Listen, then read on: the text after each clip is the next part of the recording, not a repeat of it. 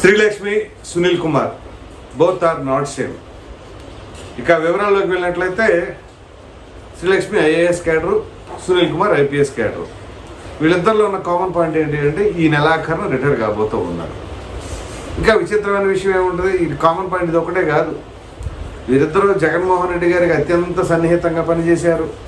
అనేక రకాలైన ఆరోపణలు ఎదుర్కొంటున్నారు, అభియోగాలు, కేసులు, దీనికి సంబంధించి సస్పెన్షన్లు, చివరికి విధులకు దూరంగా ఉన్నారు.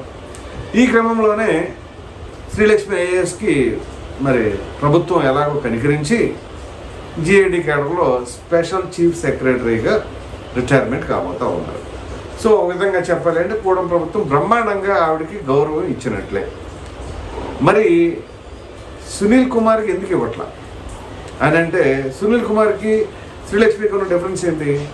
శ్రీలక్ష్మి ఏమో రాజశేఖర రెడ్డి గారి హయాంలో ఈ క్విట్ ప్రోగ్రాకు సంబంధించింది కానీ, అలాగే ఈ అనంతపురం ఈ మైన్స్ ఉన్నాయి కదా, ఆ మైన్స్కి సంబంధించిన వ్యవహారం కానీ వాటిల్లో అనేక రకాలైన అభియోగాలు ఎదుర్కొన్నారు. చివరికి చెంచలు కూడా జైల్లో శిక్షణ కూడా అనుభవించారు. ఇది ఎలా ఉంటే ఇక సునీల్ కుమార్ ఈయన పరిస్థితి గురించి ప్రత్యేకంగా చెప్పేది ఏముంటుంది? అఫ్కోర్స్ సస్పెండ్ అయి ఉన్నారు. దీనికి సంబంధించి ఇది ఒక కేసుకు సంబంధించిన వ్యవహారం కదా ఆయన మీద ఉన్నది.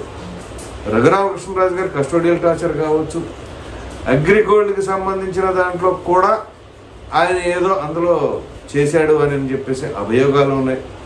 వాటితో పాటుగా ప్రధానమైన కేసు మరొకటి ఉంది.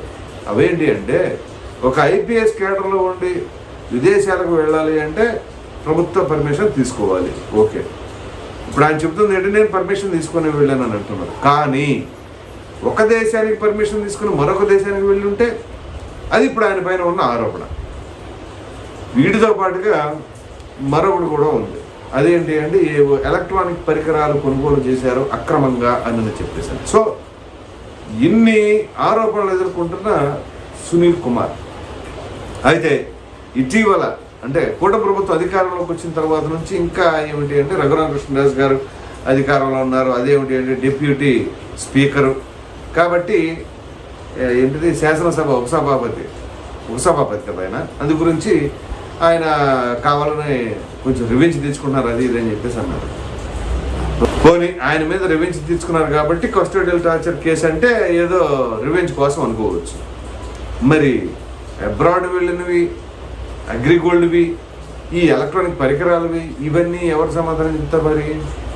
సో ఆయనకి అనేక రకాలైన ఇబ్బందులు తలెత్తి చివరికి ఆయన పరిస్థితి సస్పెండ్ అయ్యి మరి అనేక రకాలైన సరే ఇప్పుడు దానికి ఏం చెప్తాడు ఆయన? ఇప్పుడు పలు సందర్భాల ఇంటర్వ్యూలో కూడా ఆయన ఏం మాట్లాడతారంటే, నాకేం పర్వాలేదు, నేను సస్పెండ్ అయినా పర్వాలేదు, నాకు రిటైర్మెంట్ బెనిఫిట్స్ రాపోయినా పర్వాలేదు అంటారు.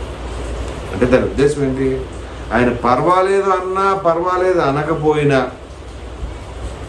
అక్కడ బెనిఫిట్స్ రావు, అది పక్క, అది ఆయనకి తెలుసు. లేదు నాకు చాలా ఇబ్బంది రాకపోతేనంటే ఇంకేది ప్రజల్లో చులకన అయిపోద్ది, లేకపోతే ఆయన వ్యతిరేకించే వాళ్ళు ఇంక పండగ చేసుకుంటారనే ఉద్దేశంతో నాకేం పర్వాలేదు అని చెప్పేసి అంటున్నారు. ఒకటి, అసలు ఎవరైనా ఒక ఐపీఎస్ రేంజ్ అధికారి ఇటువంటి ఆరోపణలు వచ్చినప్పుడే సగం పోయినట్టు ఇమేజ్ అంతా కూడా. అటువంటి తరుణంలో వాటన్నిటిని ప్రక్కన పెట్టేసి సరే ఏదైనా రిటైర్మెంట్ అయినప్పుడు ఆ బెనిఫిట్స్ కావచ్చు, ఆ హుందాతనం కావచ్చు, ఆ గౌరవం కావచ్చు, వీటన్నిటికీ మించి ఏంటి అంటే ఒక్క స్పాట్ కూడా, డార్క్ స్పాట్ కూడా లేకుండా కెరీర్ మొత్తం మీద రిటైర్ అవ్వడం అంటే ఆషామాషి వ్యవహారం కాదు. మరి అటువంటిది ఇంత పెద్ద మచ్చ వేసుకుని మీరు రిటైర్ అయ్యారనుకోండి, జీవితాంతం వెంటాడుతూ ఉంటుంది కదా. పైగా ఈయన రిటైర్ అయిపోయిన తర్వాత జీవితం ప్రశాంతంగా కొనసాగుతుంది అనడానికి కూడా లేదు. ఎందుకు? ఆయన పైన ఉన్న ఆరోపణలో కేసులు అలాంటివి, ఆ కేసుల గురించి అయినా తిరగాలి. ఒకవేళ ఆ కేసుల్లో కనుక ఆయన దోషిగా రుజువైతే అప్పుడు ఈ బెనిఫిట్స్ అసలు పూర్తిగా రాకుండా పోతాయి. సో సరే బెనిఫిట్స్ గురించి నాకు అవసరం లేదు, పట్టించుకోవాలని చెప్పేసి అన్నాడు. డబ్బంటే ఎవరికైనా చేదా? సరే ఇంతకు మించిన ఆదాయ వనరులు మనకేమైనా ఉన్నప్పుడే ఇలాంటివి రాకపోయినా పర్లేదు అనుకోవాలి. ఆ ఆదాయ వనరులు ఎక్కడ ఉంది ఆయనకి? లేదు. ఇంకొకటి ఉంది, ఏది ఇప్పుడు జగన్మోహన్ రెడ్డి గారు 2.0 లాగా సునీల్ కుమార్ 2.0. మరి 2.0 ఏంటి? మొన్న ఈ మధ్య కూడా ప్రెస్ మీట్ పెట్టి మాట్లాడారు కదా, దళితులు కాపులు కలిస్తే రాజ్యాధికారం ఖాయం, మాకు ఉప ముఖ్యమంత్రి ఇవ్వండి, కాపులు ముఖ్యమంత్రి కాండి అని చెప్పేసి అన్నాడు. ఇదంతా దేనికి?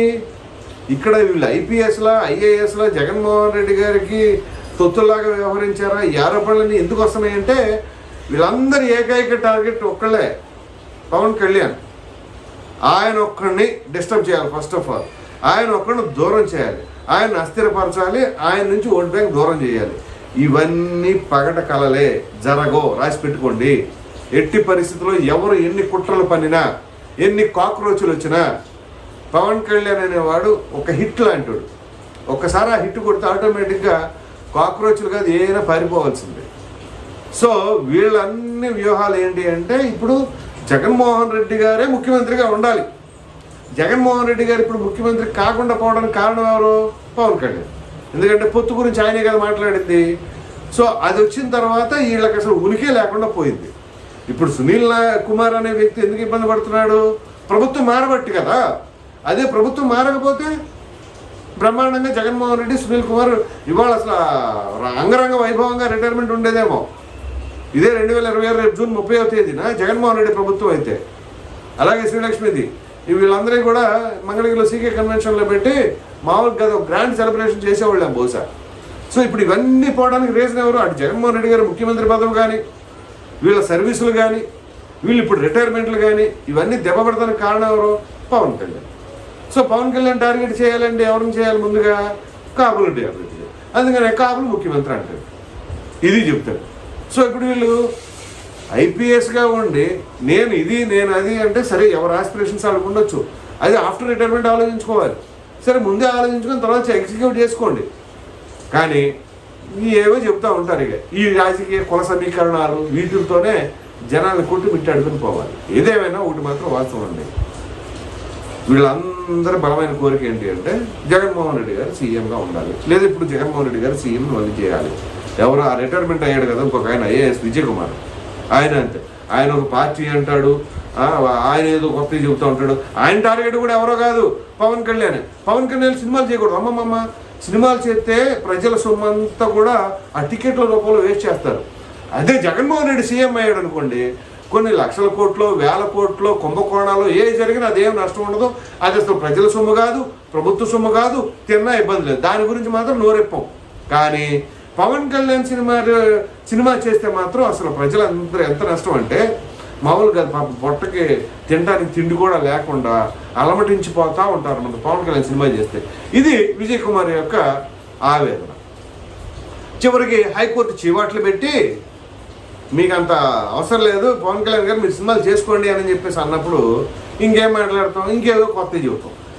ఇప్పుడు కొత్తగా వస్తున్న డిస్కషన్లో పెట్టేసుకొని పవన్ కళ్యాణ్ మీద విషయం చెబుతూ ఉంటారు అన్నమాట. వీళ్ళందరి టార్గెట్ ఏంటి అంటే ఏకైక లక్ష్యం పవన్ కళ్యాణ్. ఎందుకంటే అది చెప్పారు కదా, అది ఈ రకంగా వీళ్ళ మనసు అంతా, వీళ్ళ బుర్రంతా కూడా విషంతో, పవన్ కళ్యాణ్ పట్ల అక్కసుతో నిండిపోయి ఉన్నారు. సో ప్రజలకి మంచి చేసే వాళ్ళనేమో ఈ రకంగా విషయం ఎక్కి వాళ్ళపైన వీళ్ళు ఇంకేదో మంచి చేస్తారంట. మనం ఐపీఎస్ సర్వీస్లో ఉన్నప్పుడే ప్రజలకు ఏమాత్రం సర్వీస్ చేసాము, ఎంత సేవలు అందించాము, సామాన్య పట్ల ఎలా వ్యవహరించాము అనేది మన సర్వీస్ రికార్డ్ అని చెప్తుంది కదా. అసలు ఒక ఐపీఎస్ క్యాడర్లో ఉన్న అధికారికి రాజకీయ పార్టీలతో, రాజకీయ నాయకులతో సంబంధం అండి, అలా ఉంటుంది అనమాట. సో ఆ రకమైన పరిస్థితికి తీసుకొచ్చుకొని ఇవాళ నాకు ఏదేమైనా పర్వాలేదు అని చెప్పేసి అనుకుంటే ఇది ఇలా ఉంటుంది. మరి ఇప్పుడు ఈ ఎలిగేషన్స్ కనుక రేపు ప్రూవ్ అయితే అప్పుడు ఇది చేయడానికి ఏముంటుంది, దాన్ని బట్టి కోర్టు ఏం చేయాలో చెప్తుంది కదా. సో ఓవరాల్గా చెప్పుకోవాల్సి వస్తే మరి ఐఏఎస్లు, ఐపీఎస్ క్యాడర్లు అంటే ఎంత ఉన్నత స్థాయిలో ఉన్నారు సమాజంలో. అటువంటి వారు చివరికి కేసులు, జైళ్ళు, వాయిదాలు, వీటి పరిస్థితుల్లో వాటి మధ్య రిటైర్ అవుతున్నారు అంటే ఇక ఎంతకంటే దురదృష్టకరమే ఉంటుంది. అందుగురించే ఇప్పుడు శ్రీలక్ష్మికి ఇచ్చిన వెయిట్ కూడా మరి సునీల్ కుమార్కి ఇవ్వలేదు. ఈ పైన నాకేం పర్వాలేదు అని ఆయన అంటాడు అనుకోండి. సరే ఏదో రాజకీయ పార్టీ ఇంట్రెస్ట్ చూపిస్తూ ఉన్నారు కాబట్టి పెద్ద పెద్ద హామీలే రాజకీయాల్లోకి వచ్చి తర్వాత ఏంటి పరిస్థితి అని అర్థం చేసుకొని వెళ్ళిపోయారు వెనక్కి. ఇక మరి వీళ్ళు మాత్రం పెట్టకుండా ఉంటారా? పెడతారు. ఇప్పుడు ఎన్ని పార్టీలు లేవు. బీసీవై పార్టీ ఒకటి ఉంది, జడా శ్రావణ్ కుమార్తో పార్టీ ఉంది, ఇప్పుడు విజయ్ కుమార్తో పార్టీ ఉంది. ఈ పార్టీలు ఎక్కడ ఉండి వాళ్ళ గుర్తులేదు కూడా జనాలకైతే తెలియదు. వాళ్ళ వరకు తెలుస్తుందేమో. ఒకవేళ ఎక్కడైనా పోటీ చేసినా ఆ 10 మంది ఇండిపెండెంట్ ఉండదు, ఆ ఇండిపెండెంట్లో ఇది కూడా ఒక పార్టీ అన్నట్టు ఉంటుంది. సరే వాళ్ళ ఆలోచనలు, వాళ్ళ ఊహలు వాళ్ళకు ఉంటాయి కాబట్టి ఏది ఏమైనా ఇది పరిస్థితి. ఈ వీడియో పైన ప్రధానంగా శ్రీలక్ష్మి, పివి సునీల్ వీళ్ళిద్దరూ బోత్ ఆర్ నాట్ సేమ్ అని చెప్పేసి మనం ఏదైతే అనుకుంటున్నామో దానిపైన మీ అభిప్రాయం కామెంట్ సెక్షన్లో తెలియజేయండి.